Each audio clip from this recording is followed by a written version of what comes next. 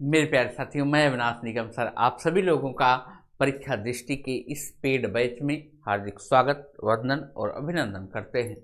एक बार जल्दी से फटाफट आ जाइए, उसके बाद हम सभी लोग अपने क्लास की शुरुआत करते हैं, जिस क्लास की हम लोग कंटिन्यूस क्लास कर ही रहे हैं, फिजिक्स की, भौतिक विज्ञान की। भौतिक विज्ञान में अगर हम बात करें तो हम लोगों ने स्टार्ट कर रखा है प्रकाश यानी कि ऑप्टिक्स, और उसमें हमने बात किया कि प्रकाश कण तरंग का है, कण प्रकृति का है, तरंग प्रकृति का है, ये सब बातें हम लोगों ने कर रखी है। आज हम जिसकी बात करने वाले थे, कल हम लोगों ने चर्चा भी किया था समतल दर्पण की, और इनके कुछ अनुप्रयोगों के बारे में हमने चर्चा किया। और एक दो जो अनुप्रयोग हैं वह बहुत महत्वपूर्ण है, जो कि छूट गए थे। अगर हम उन अनुप्रयोगों की बात करें बेटा, वह अनुप्रयोग कुछ यूं इस प्रकार के आपके हो सकते हैं। जैसे आपसे एक प्रश्न पूछा जाता है, सामान्यतः पूछा जाता है, अच्छा प्रश्न बनाया जाता है आपके एग्जामिनर के द्वारा। आपके एग्जामिनर के द्वारा एक अच्छा प्रश्न बनाया जाता है, पूछा जाता है कि कभी कभी दो समतल दर्पण को एक थीटा कोण पर रखा जाए। किसको? समतल दर्पण को एक थीटा कोण पर रखा जाए तो क्या होगा? बनने वाले प्रतिबिंब अगर हमको ज्ञात करने हैं तो कैसे ज्ञात किए जाएंगे? मान लो यह है 90 डिग्री पर एक हमने वस्तु रखा, तो प्रतिबिंब में क्या आपको दिखाई देगा? प्रतिबिंब कितने बनेंगे? ऐसे प्रश्न पूछा जाएगा। तो ऐसी कंडीशन में जब कभी आए तो आपको एक फार्मूला याद करना है। वह फार्मूला का नाम है n इक्वल टू 360/थीटा, यानी कि 360 में हमें भाग दे देना है किसको? थीटा से, यानी कि इस कोण से हमको भाग दे देना है। अनुप्रयोग में लिखेंगे, जब दो समतल दर्पण एक दूसरे के थीटा कोण पर हों तो बनने वाले प्रतिबिंबों की संख्या। जब दो समतल दर्पण जब दो समतल दर्पण एक दूसरे के थीटा कोण पर हों, थीटा कोण पर हों,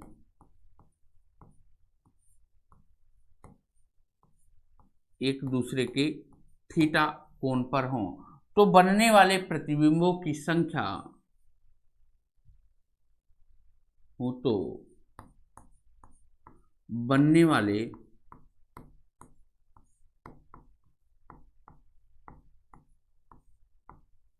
प्रतिबिंबों की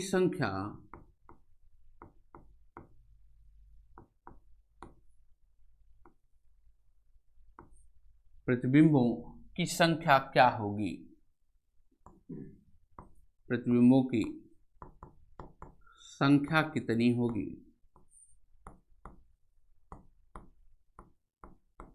प्रतिबिंबों की संख्या कितनी होगी?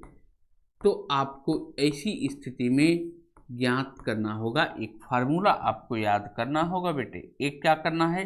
फार्मूला याद करना है। वह फार्मूला ये है, जरा ध्यान से सुनना।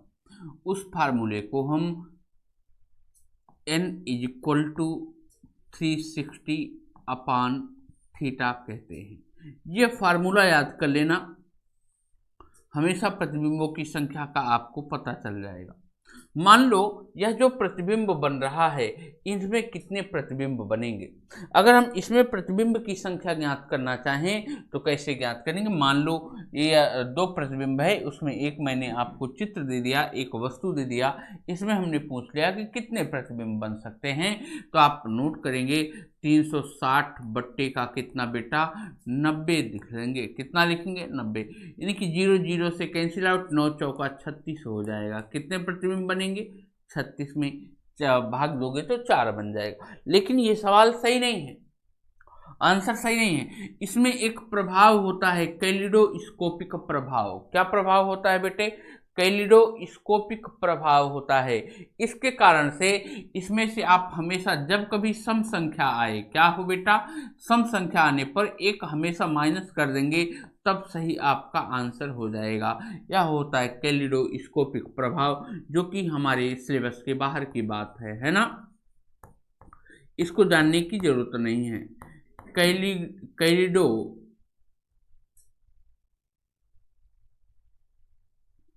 कैलिडो स्कोपिक प्रभाव, कैलिडोस्कोपिक प्रभाव इसको कहते हैं। हमेशा एक माइनस कर देना है। जैसे मान लो यहाँ पर हम 360 की जगह पर 100 डिग्री पर रख देते हैं। किस पर रखेंगे? 100 डिग्री पर रख देंगे। 1 0 कैंसिल आउट हुआ, यह हो जाएगा 3.6। हमेशा आपको कितने इसमें प्रतिबिंब बनेंगे बेटा? हमेशा इसमें 3 प्रतिबिंब बनेगा। मान लो इसमें मैं बात कर दूं 136 डिग्री पर, किस पर बात करूं? 120 डिग्री पर, है ना। 360 बटा 120 तो 12 तिहाई 36, यानी कि 3 प्रतिबिंब की ही प्राप्ति होगी, 3 प्रतिबिंब बनेंगे। यह एक आपका अच्छा उदाहरण पूछा जाता है। क्यों? क्योंकि यह आपस में ओवरलैप कर जाते हैं। आगे हम बात करने वाले हैं बेटे किन की? आगे हम बात करने वाले हैं, जरा ध्यान से सुनना। अगला दर्पण है आपका उत्तल यानी कॉन्वेक्स मिरर। कौन है? उत्तल दर्पण, कॉन्वेक्स मिरर की हम बात करेंगे। उत्तल दर्पण, कॉन्वेक्स मिरर।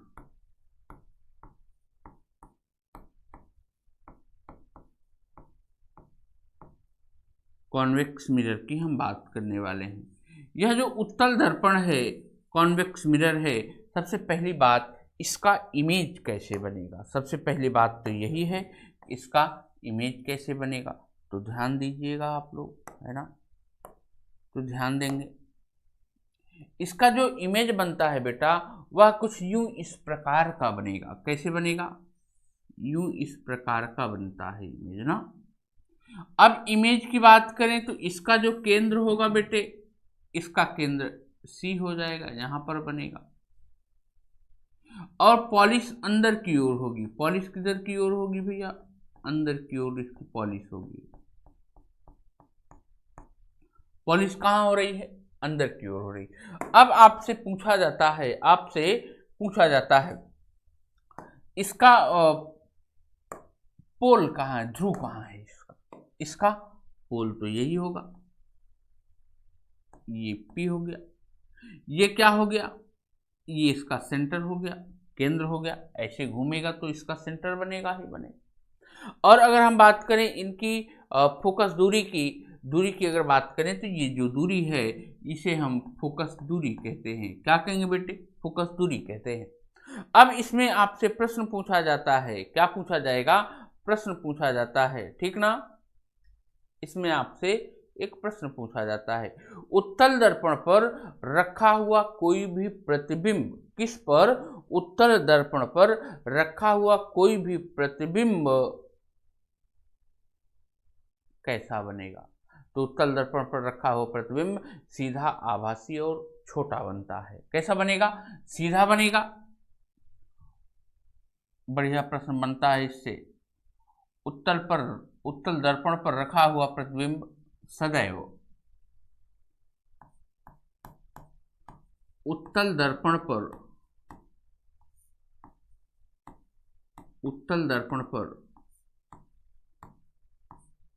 रखा हुआ वस्तु का प्रतिबिंब, रखा हुआ वस्तु का प्रतिबिंब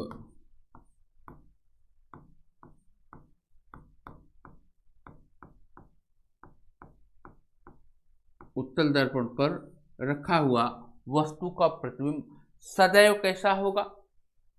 सीधा, आभासी और छोटा बनता है।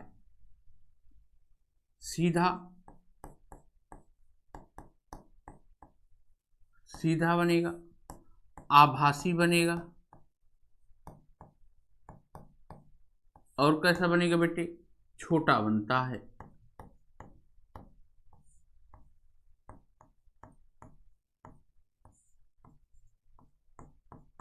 सीधा बनेगा, आभासी बनेगा और छोटा बनता है। अब देखो इसका प्रयोग हम कहाँ करते हैं?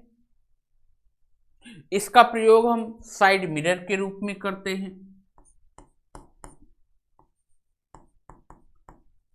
इसका प्रयोग साइड मिरर के रूप में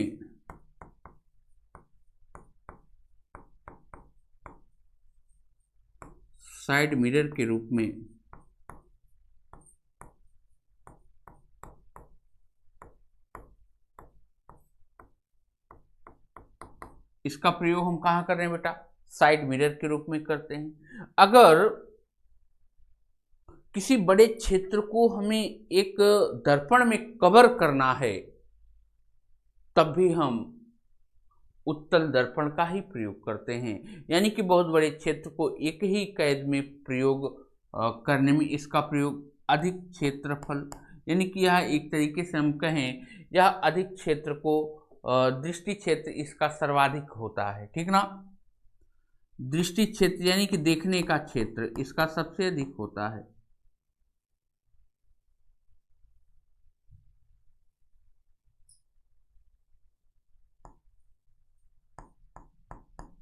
दृष्टि क्षेत्र सर्वाधिक होता है।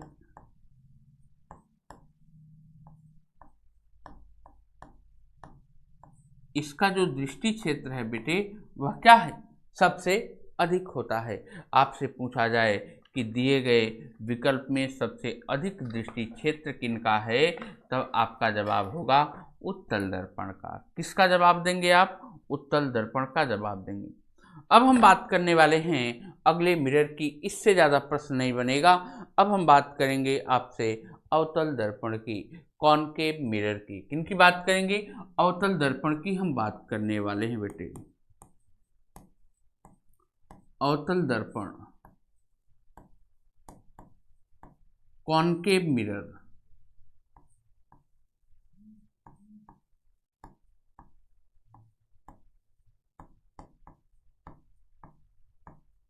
अवतल दर्पण कॉनकेव मिरर की हम चर्चा करेंगे।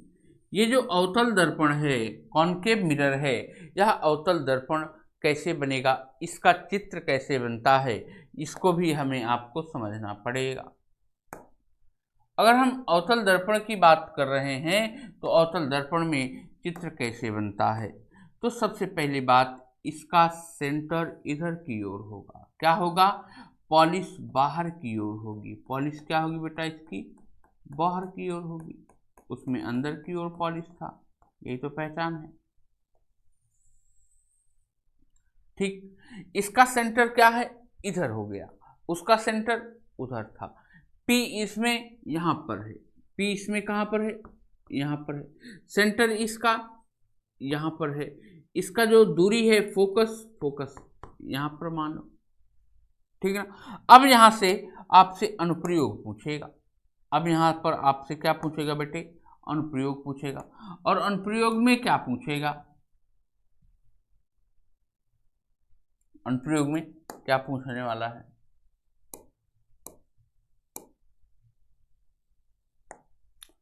अनुप्रयोग में क्या पूछेगा, जरा ध्यान से सुनना। पूछा जाता है अवतल दर्पण में प्रतिबिंब कैसे बनेगा, तो उल्टा और वास्तविक बनता है। अवतल दर्पण का जो प्रतिबिंब बनता है, अवतल दर्पण से अवतल दर्पण से अवतल दर्पण से बनने वाला प्रतिबिंब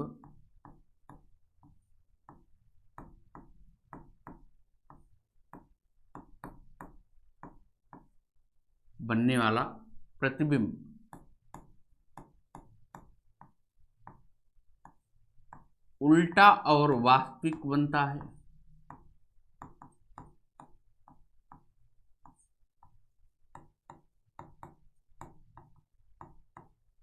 उल्टा और वास्तविक बनता है।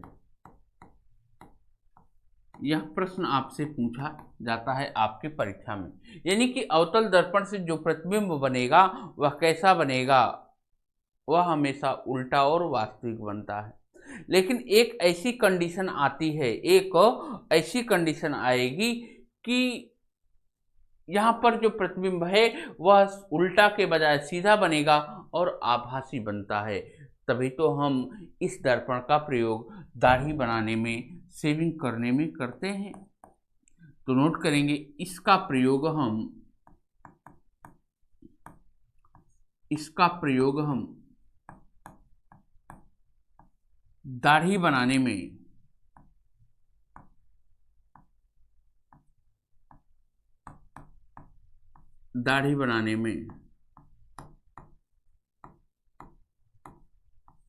इसका प्रयोग हम कहाँ करते हैं बेटा?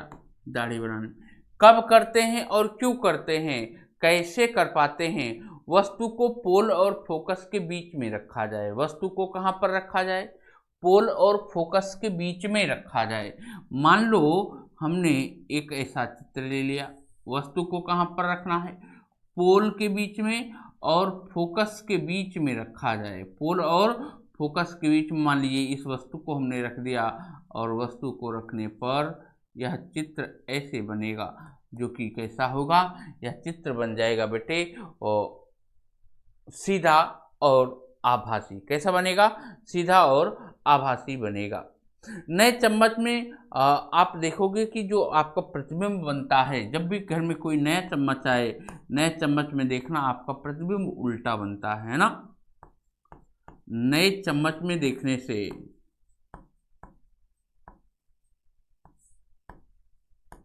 नए चम्मच में देखने पर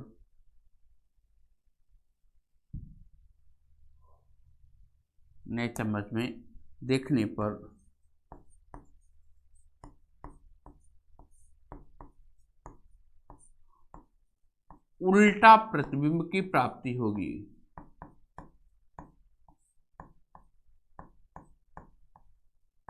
उल्टा प्रतिबिंब की प्राप्ति होगी।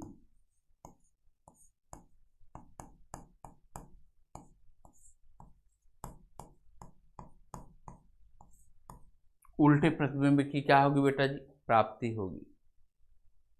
ठीक ना। ये तो हुई बात उत्तल दर्पण की। अब हम बात करने वाले हैं बेटा किन की? अब हम बात करने वाले हैं अपवर्तन की, रिफ्रैक्शन की।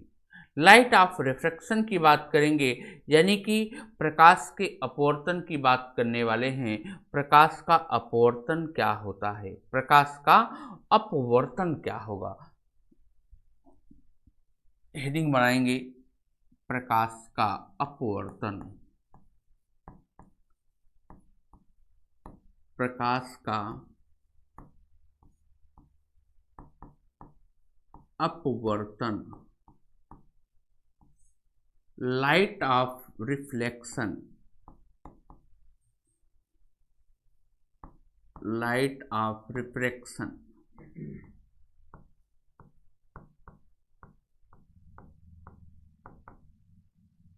Light of refraction. ये जो प्रकाश का अपवर्तन है, प्रकाश का अपवर्तन किसको कहा जाएगा? प्रकाश का अपवर्तन हम किसको कहते हैं? अगर हम प्रकाश के अपवर्तन की बात करें बेटा, तो प्रकाश का जो अपवर्तन होता है वह प्रकाश का अपवर्तन कहते किसको हैं? मान लो जब भी कोई, मान लीजिए आप, जैसे मैं आपको यहाँ पर एक शेप लेता हूँ,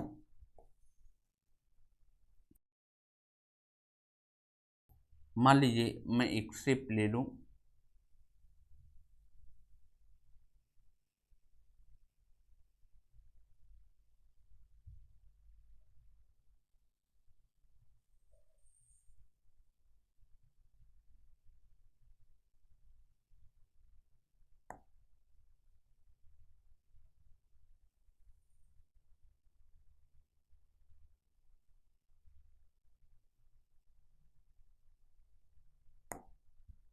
मैंने यह एक शेप लिया है, ठीक ना।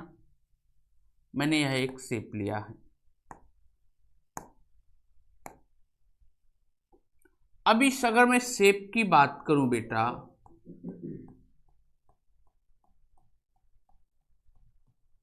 मैं आपको अपवर्तन समझाने का प्रयास करता हूं। उम्मीद करूंगा कि आपको अच्छे से समझ आ जाए, ठीक ना।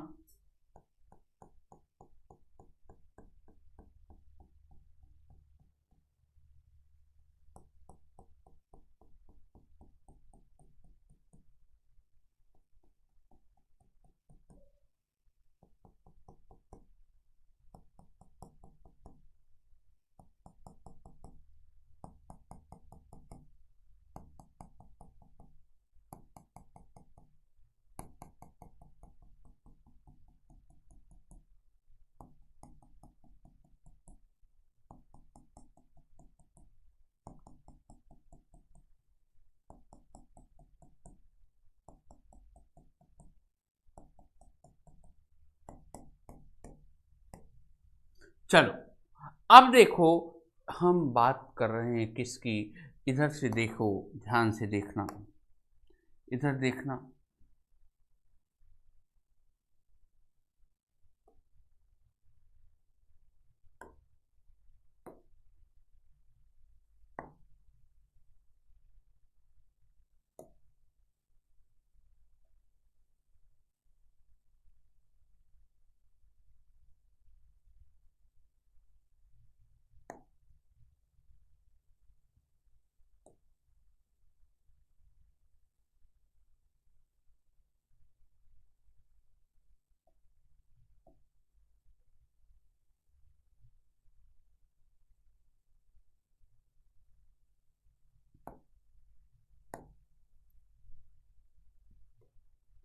अब देखो, यहां पर दो कंडीशन पैदा हो सकती है। एक तो ये कंडीशन पैदा हो सकती है और एक कंडीशन आपकी ये पैदा हो सकती है। मैंने कहा कि ये एक आपका अभिलंब है। यह क्या है बेटा, आपका अभिलंब कहलाता है। इसको कहते हैं अभिलंब। अभिलंब बोलते हैं या लंब बोलते हैं। इसको कहते हैं आपतित कोण या इंसिडेंट एंगल। इसको क्या कहोगे, आपतित कोण।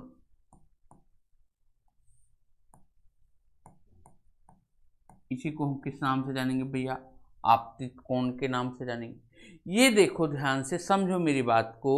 जब प्रकाश एक माध्यम से दूसरे माध्यम में जाए, जब प्रकाश एक माध्यम से दूसरे माध्यम में जाता है, एक प्रकाश जब एक माध्यम से दूसरे माध्यम में जाए, वह अभिलंब से दूर हो जाए या अभिलंब के नजदीक हो जाए।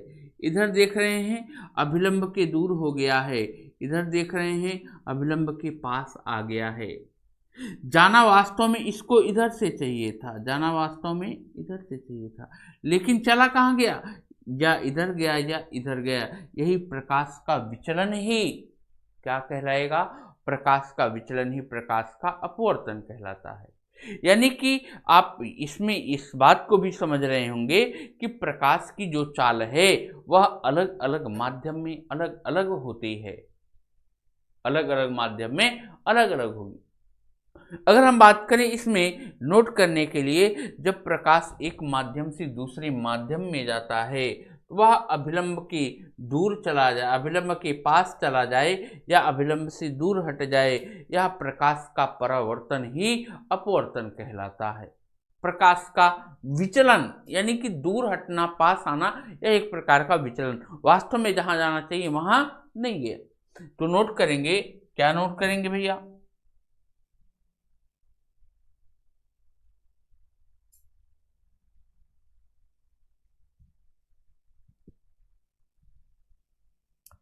जब प्रकाश एक माध्यम से, जब प्रकाश एक माध्यम से, एक माध्यम से माध्यम से दूसरे माध्यम में जाता है, जब प्रकाश एक माध्यम से दूसरे माध्यम में जाता है, में जाता है, तो वह अभिलंब के, तो वह अभिलंब के पास चला जाए या अभिलंब के पास चला जाए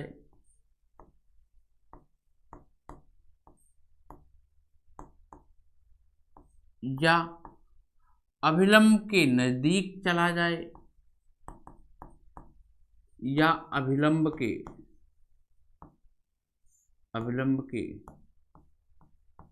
नजदीक चला जाए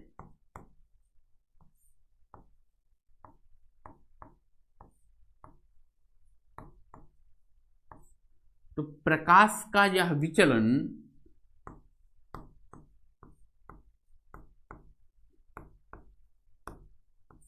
प्रकाश का यह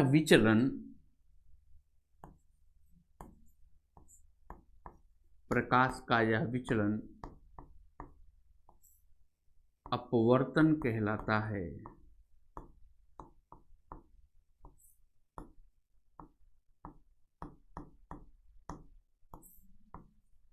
प्रकाश का यह विचलन क्या कहलाएगा बेटा?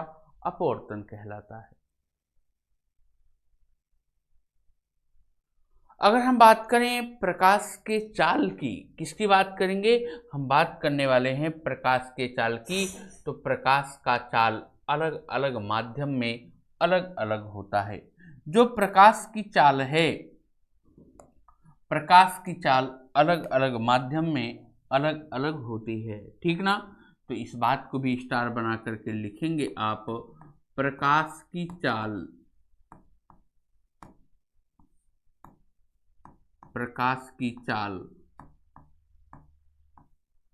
अलग अलग माध्यमों में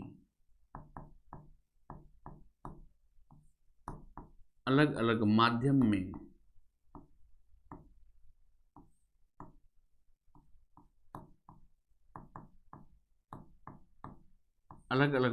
में अलग अलग होती है।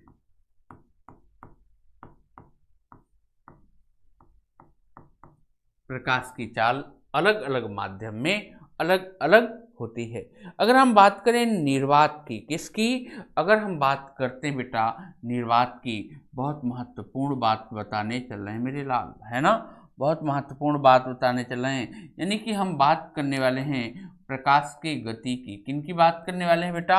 हम बात कर रहे हैं प्रकाश की गति की। ध्यान से सुनिएगा बाबू, है ना? किसकी बात कर रहे हैं हम? प्रकाश की गति की। तो प्रकाश की गति निर्वात में कितनी होती है? कहाँ पर? निर्वात में कितनी होगी? निर्वात बोला जाए तो हम इसे वायु बोलते हैं, या इसे हम विरल माध्यम कहते हैं। क्या बोलेंगे? विरल माध्यम कहते हैं। तो इसकी जो गति होती है 2.99 इंटू 10⁸ मीटर प्रति सेकंड होती है। मीटर प्रति सेकंड की होती है, ठीक ना? अगर हम बात करें बेटा इसी की जगह पर निर्वात की जगह हम बात करते हैं किसकी?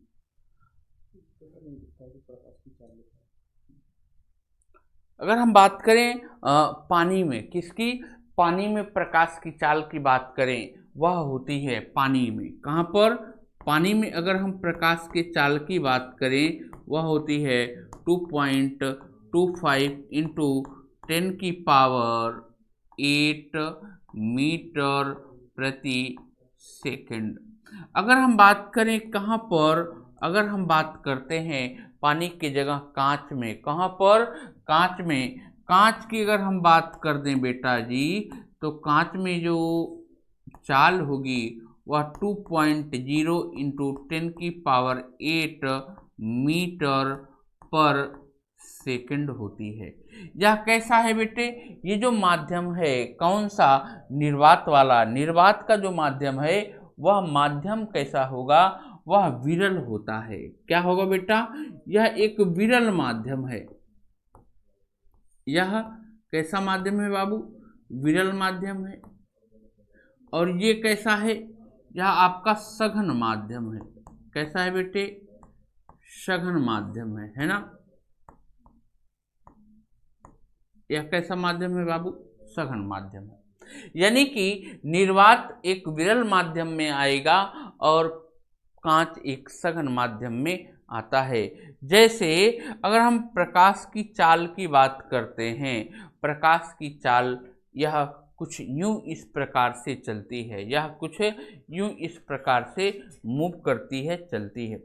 अब हम बात करने वाले हैं जब कभी प्रकाश सघन माध्यम से विरल माध्यम में जाती है। जब कभी प्रकाश सघन माध्यम से विरल माध्यम में जाए, इसी में मैं देख लेता हूं, जब कभी प्रकाश सघन माध्यम से विरल माध्यम में जाए, यानी कि कांच से हम बोले वायु में जाए, कहां से? कांच से हम बोले निर्वात में जाए, तब क्या होगा?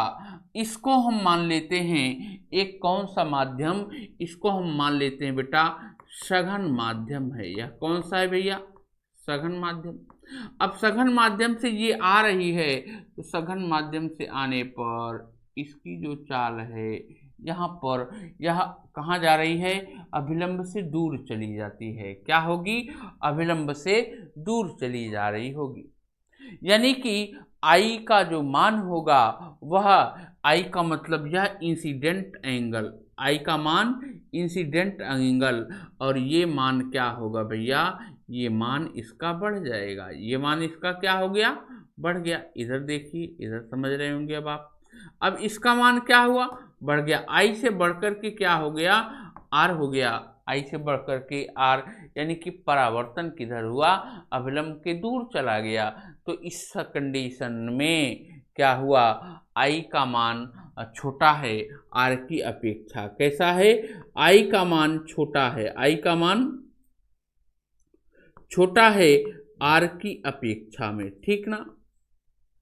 अब मैं एक दूसरा इसी में ही एक दूसरा अनुप्रयोग आपको समझाऊं। अगर मैं दूसरे अनुप्रयोग की बात करूं, तो दूसरा अनुप्रयोग ध्यान से सुनो बेटा, है ना? दूसरा अनुप्रयोग भी आप ध्यान से सुनना। यदि मान तो यही आ रहा है, जब कभी माध्यम बदल जाए, सघन से यह विरल माध्यम में आया था, सघन से अभी तक यह विरल माध्यम में आया था, ठीक? अभी तक यह सघन से विरल माध्यम में आया था,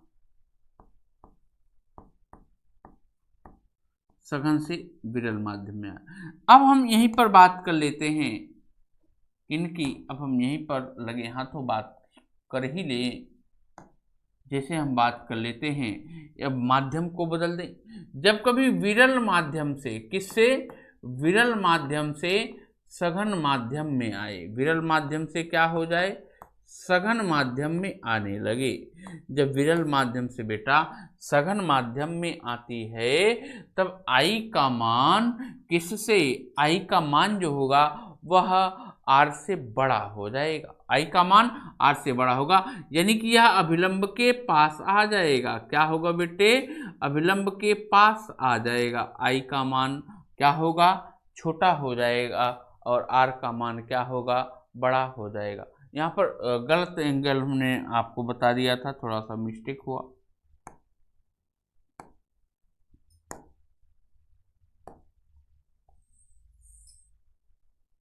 ठीक ना? अब देखो, जब सघन से विरल में जाए तब क्या अंतर दिखाई देगा? जब प्रकाश सघन से विरल में गया तब क्या होगा? जब प्रकाश विरल से सघन में जाएगा, विरल सघन से विरल में जाने पर आर का मान बड़ा हो जाएगा। सघन से विरल में जाने पर आर का मान क्या होगा भैया? बड़ा हो जाएगा। जब कभी प्रकाश कहां से कहां जाए, जब कभी प्रकाश विरल से सघन में जाए, तो आई का मान बड़ा हो जाएगा। किन से? आर से। आई का मान क्या होगा भैया? बड़ा हो जाएगा। किन से? आर से। हम उम्मीद करेंगे कि इनको आप अच्छे से समझ पाए होंगे। और अगर हम आपको बताएं, जो ध्यान से सुनिएगा मेरी बात को बेटा, इसके कुछ विशेष अनुप्रयोग होते हैं, इसके कुछ विशेष अनुप्रयोग होते हैं जो आपकी परीक्षा के दृष्टिकोण से बेहद और बेहद महत्वपूर्ण होते हैं, बेहद महत्वपूर्ण होंगे। अगर हम अनुप्रयोगों की बात करें, तो उसके कुछ अनुप्रयोग इस प्रकार से हैं, जरा ध्यान से सुनिएगा मेरी बात को, ठीक ना? इसके कुछ अनुप्रयोग इस प्रकार हैं, ध्यान से सुनना। पहला है, पानी में पड़ा सिक्का ऊपर दिखाई देता है। पहला है, पानी में पड़ा सिक्का ऊपर की ओर हमको दिखाई देता, महसूस होता है, ठीक? पानी में पड़ा सिक्का ऊपर की ओर क्या हो रहा है, महसूस करता दिखाई देता है।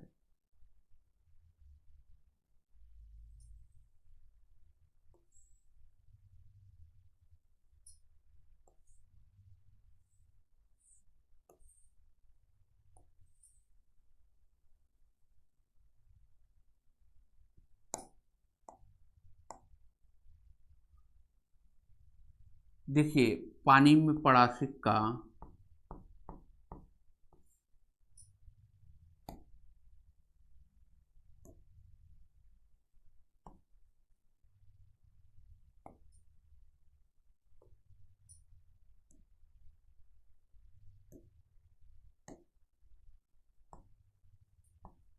पानी में पड़ा सिक्का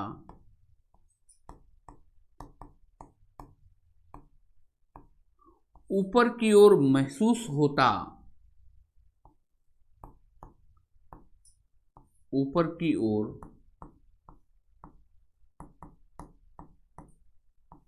महसूस, ऊपर की ओर महसूस कराता है।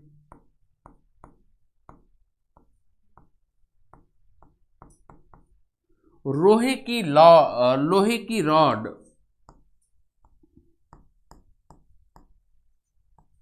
लोहे की रॉड लोहे की जो रॉड होती है वह रॉड कैसे आपको दिखाई देती है, मुड़ी हुई प्रतीत होती है। रॉड या छड़ मुड़ी हुई प्रतीत होती है।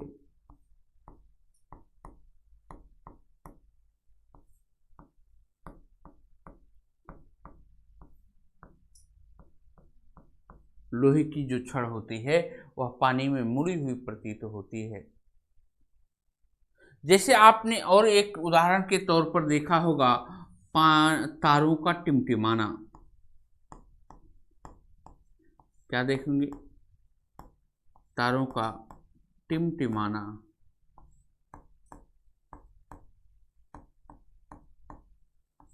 तारों का जो टिमटिमाना होता है वह अपवर्तन की घटना का परिणाम है। तारों का टिमटिमाना अपवर्तन की घटना का ही परिणाम माना जाता है।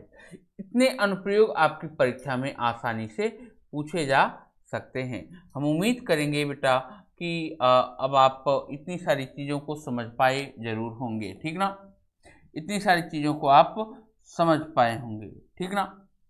अब हम आगे बात करने वाले हैं इनके कुछ अनुप्रयोग की, जैसे दिशा का परिवर्तन का महसूस होना, जैसे तारों का दूरी के साथ प्रकाश का कम होना, यह सभी इसके माध्यम हैं। अगर मैं इसी में एक खैर ठीक है, बहुत है, इतना मोर देन सफिशियंट है। अब मैं बात करने वाला हूं बेटा किन की, अब मैं बात करने वाला हूं जो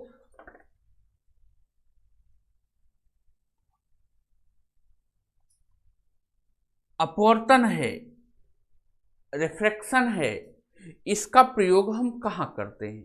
अपवर्तन का जो प्रयोग है, अपवर्तन का प्रयोग सामान्यतः हम दो जगहों पर कर सकते हैं।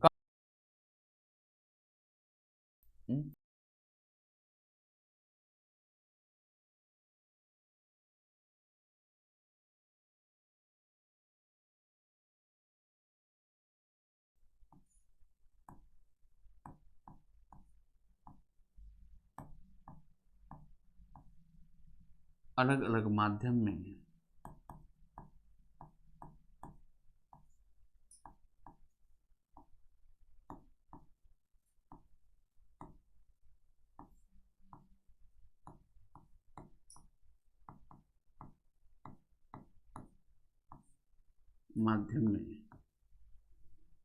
अलग अलग होती है।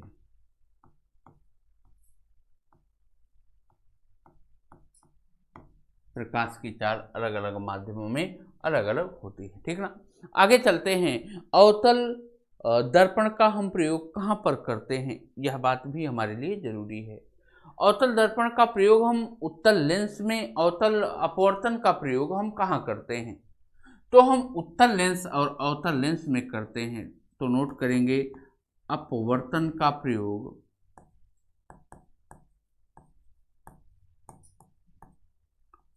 अपवर्तन का प्रयोग,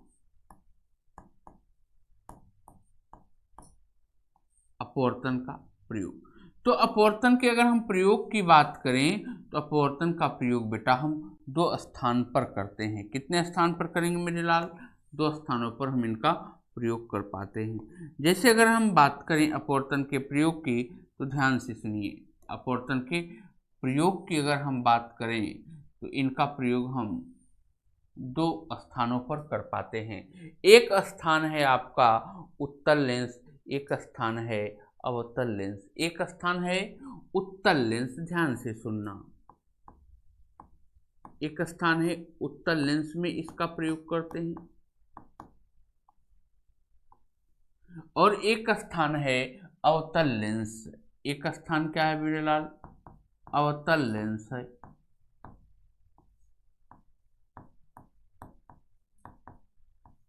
एक स्थान उत्तल लेंस, एक स्थान अवतल लेंस। अब देखो लेंस कैसे बनेंगे, लेंसों का निर्माण कैसे होगा। अगर मैं देखूं शेप अगर मिल जाएगा तो शेप थोड़ा सा बेटर हो जाएगा हमारे आपके समझ के लिए, ठीक ना। शेप हमको दिखाई नहीं दे रहा बेटे, है ना, शेप जो कि हमको दिखाई नहीं दे रहा है। ठीक है, खैर कोई बात नहीं, हम शेप बनाने का प्रयास करते हैं और आप सब समझने का भी प्रयास करिएगा मेरे साथ में। जैसे अगर मैं शेप बनाऊं, मैं शेप बना रहा हूं। जैसे अगर मैं शेप की बात करूं तो जो उत्तल लेंस होता है कुछ यूं इस प्रकार का होगा, कुछ यूं इस प्रकार का होगा, ठीक ना।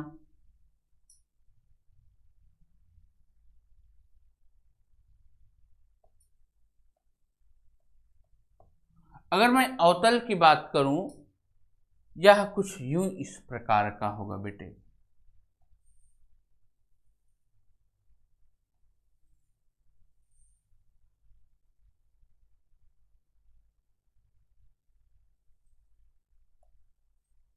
यूं इस प्रकार का है। अब देखो इनमें और इनमें क्या अंतर होता है, इनमें और इनमें क्या डिफरेंट होता है, इनके अंदर और इनके अंदर क्या अंतर हमको आपको महसूस होते हैं। जैसे अगर हम बात करें इनकी बात और हम बात करें इनकी, ठीक ना। इनके अंदर जो क्षमता पाई जाती है, इनके अंदर कैसी क्षमताएं पाई जाएंगी, इनके अंदर कैसी क्षमता पाई जाएगी और इनके अंदर कैसी क्षमता पाई जाएगी। अब देखो इधर जो प्रकाश आता है ना बेटे, यह प्रकाश को फैलाने का काम करता है। क्या करेगा भैया? यह प्रकाश को फैलाने का काम करता है।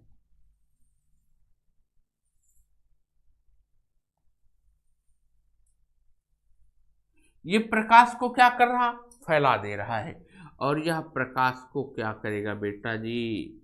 यह प्रकाश को एक बिंदु पर मिलाने का काम करेगा। प्रकाश को क्या कर रहा है?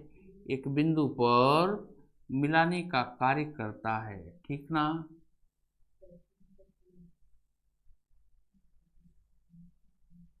यह प्रकाश को क्या किया? एक बिंदु पर ला करके मिला दिया, पटक दिया। एक बिंदु पर ले आकर इसने इसको पटक दिया है, ठीक ना। यह देखो, यह प्रकाश को फैला रहा है।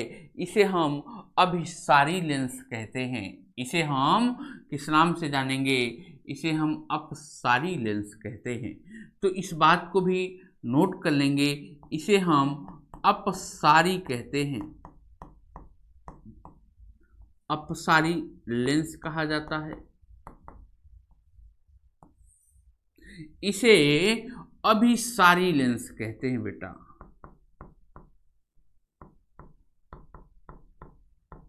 शोभित कहाँ जा रहे हैं? टाइम हो रहा है। ठीक है, ठीक ठीक। अभिसारी लेंस कहते हैं।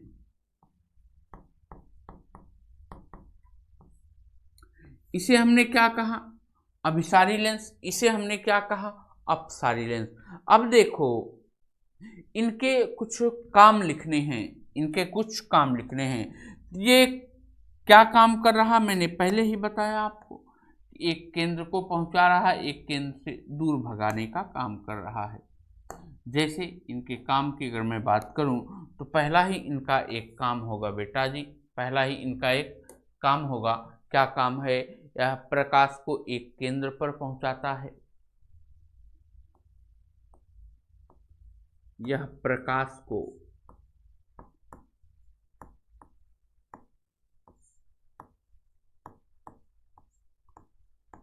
एक केंद्र पर, प्रकाश को एक केंद्र पर पहुंचाता है।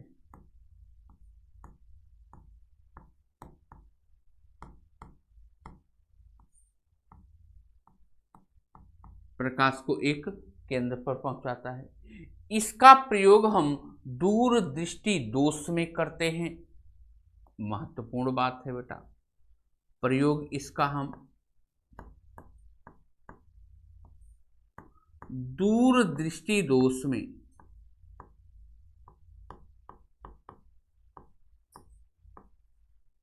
जब किसी व्यक्ति को दूरदृष्टि दोष नामक रोग हो जाए तब हम इसका प्रयोग करते हैं, और हम इसका जो मापन करते हैं यह पॉजिटिव में रहता है। इसका जो चश्मा बनता है पॉजिटिव में रहेगा, और इसका हम मापन करते हैं बेटे डायोप्टर में। किसमें करेंगे मेरे लाल?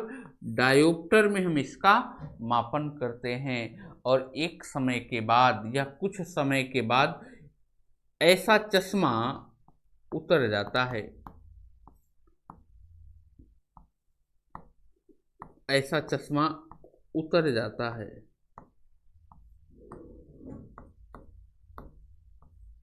कुछ समय के बाद ऐसे चश्मे क्या होंगे भैया? उतर जाएंगे। अब हम बात करें प्रकाश को, यह क्या करेगा? फैला देगा। एक निकट दृष्टि दोष में इनका अनुप्रयोग करते हैं। यह क्या काम कर रहा है? प्रकाश को फैलाने का कार्य करता है। प्रकाश को फैलाता है।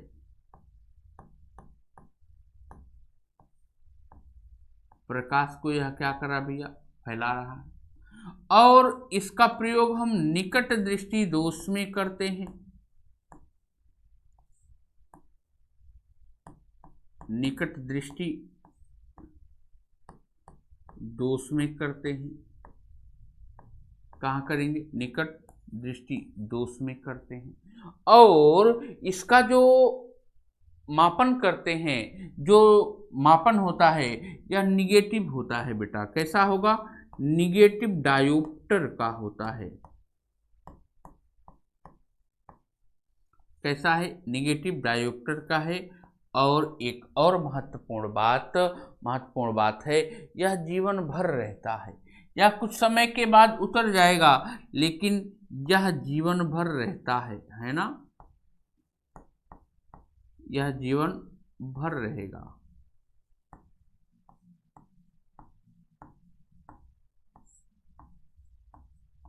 ऐसा चश्मा जो कभी ना उतरे वह निगेटिव वाला होता है, जो एक समय के बाद उतर जाए वह पॉजिटिव वाला होगा। कौन सा चश्मा नहीं उतरेगा? कौन सा चश्मा उतर जाएगा? दूर दृष्टि वाला। कौन सा नहीं उतरेगा? निकट दृष्टि वाला। इसमें प्रकाश को एक केंद्र पर पहुंचाया जाता है, इसमें प्रकाश को दूर भगाया जाता है। ठीक ना? तो ये सब बातें होती हैं। तो बस आज की क्लास यहीं पर समाप्त होगी। अब हम बात करेंगे अगली क्लास में पूर्ण आंतरिक परावर्तन की, टोटल इंटरनल रिफ्रैक्शन की, और हमारा बच्चे का प्रकीर्णन। ठीक ना? तो बस आज इतना ही। मिलते हैं आपसे अगली नेक्स्ट क्लास में। तब तक के लिए bye bye, take care, thank you.